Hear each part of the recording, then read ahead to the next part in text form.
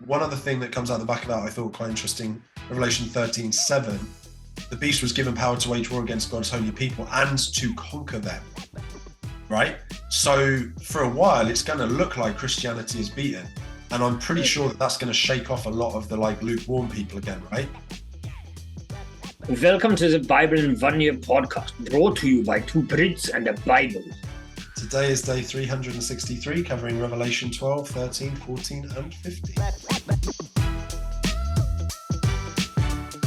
I'm aware that could be my final accent on this year, but after your Russian accent a couple of days ago, I couldn't not, we can be two Russian brothers now. Love that so much. Two Ruskis and a Bible. Right. So chapter 12, again, the John MacArthur sermon. So pigging good. The woman and the dragon, that just sounds like we're listening to Shrek now. But the woman represents Israel. The dragon represents Satan.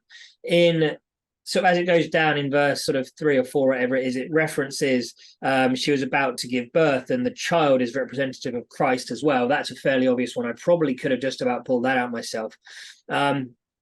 But some really interesting numerical stuff in here.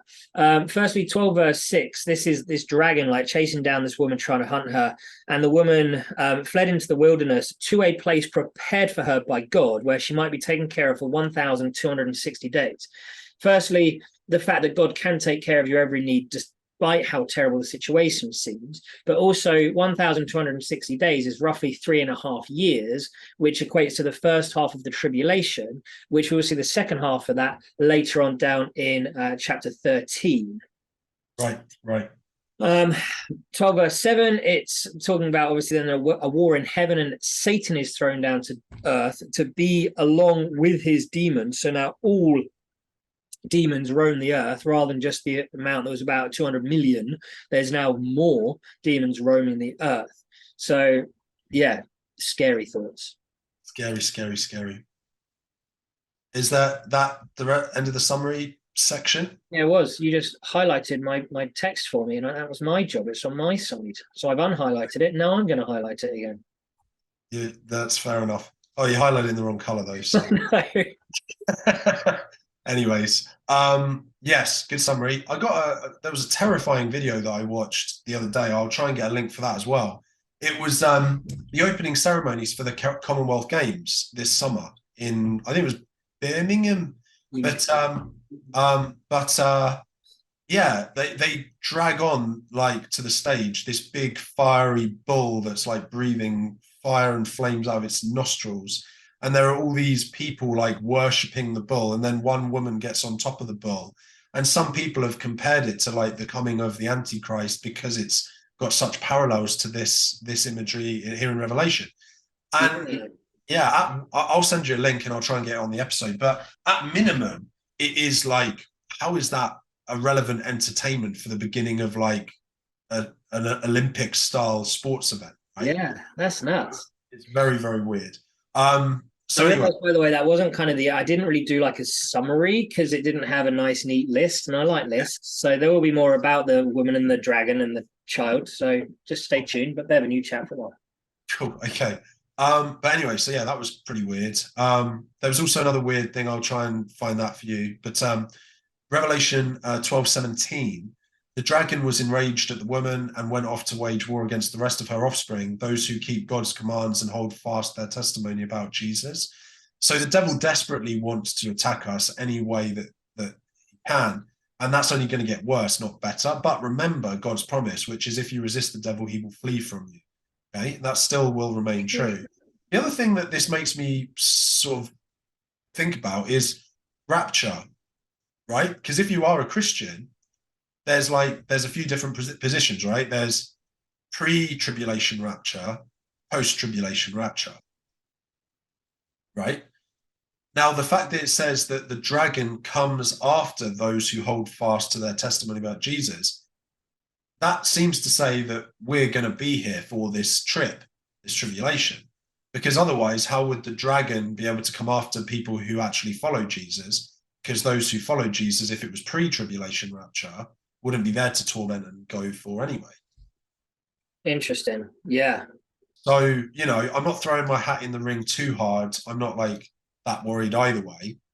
But I just thought it was kind of interesting that, like, if we were all raptured, then the devil couldn't come after us. Very true. I'd never thought about that. It's above my pay grade, but yeah, that's cool. To sort of feed into that, really, when it mentions about the beast coming out of the sea, which is 13 verse 1, which is then the Antichrist.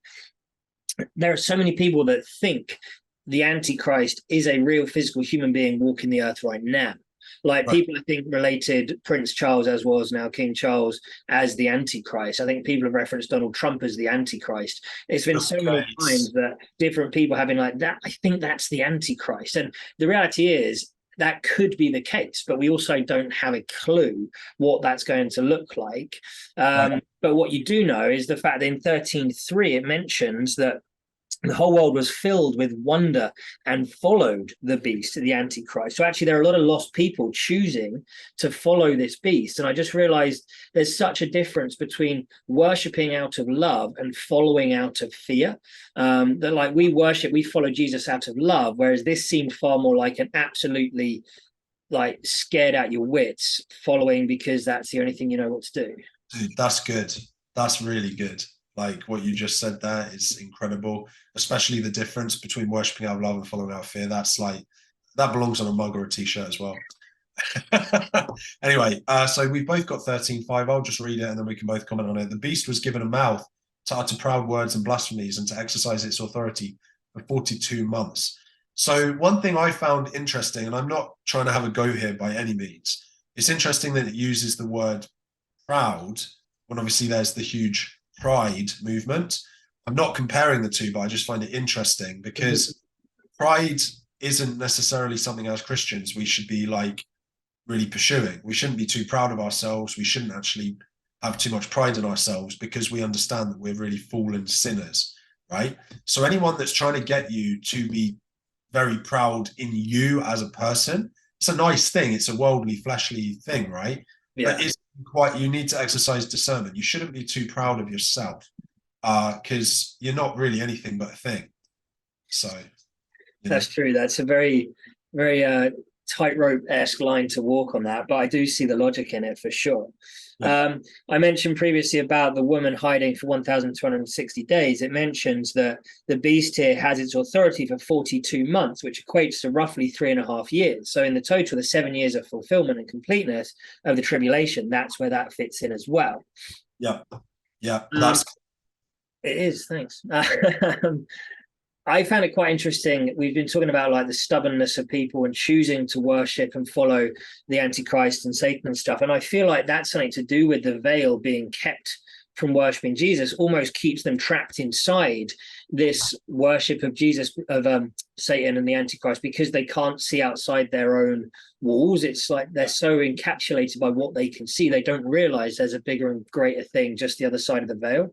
100%. Well, I used to follow this guy who was a futurist who said that with AI, we could probably live forever. And this was before I was Christian. And people are looking for answers. So part of me is like, well, I'm scared of death. I don't really want to die. So I would give myself up to all this stuff so that I could like live forever, even as me or whatever, right? And so that there was that veil over my head, and it would be, it's antichrist, because it is, instead of following the way, the truth, and the life, you're following the way of man and the fall of man. So one other thing that comes out the back of that I thought quite interesting, Revelation 13:7, the beast was given power to wage war against God's holy people and to conquer them, right?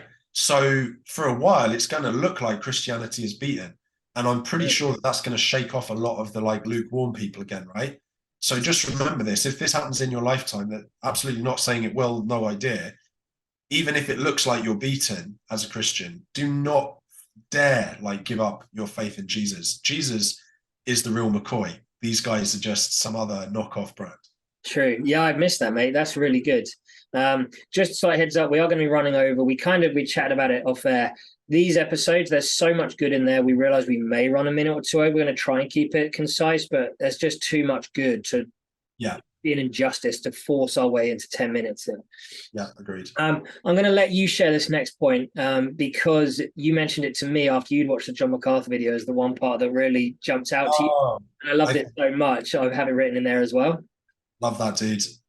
Yeah. Okay. So anyone who's watched particularly the earlier videos of this podcast, will know that I was constantly picking out numbers in the Bible and the significance of numbers.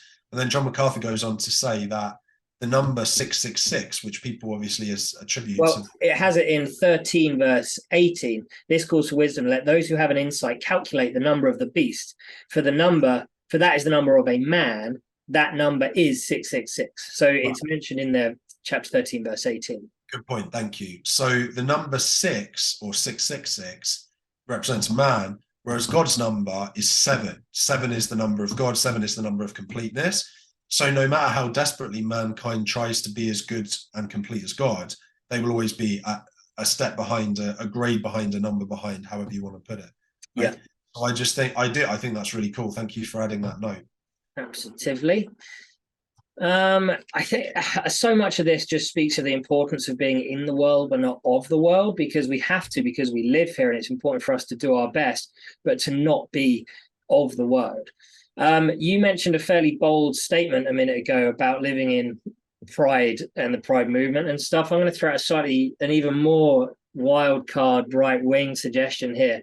When it talks about the 144,000, it's talking about there being a new song in heaven before the living creatures and the elders. No one could learn the song except the 144,000 who'd been redeemed. We're in 14 verse 4 now. There are those who did not defile themselves with women, for they remained virgins. They followed the Lamb wherever he goes. They were purchased from among the human race and offered as first fruits to God and the Lamb. No lie was found in their mouths. They are blameless.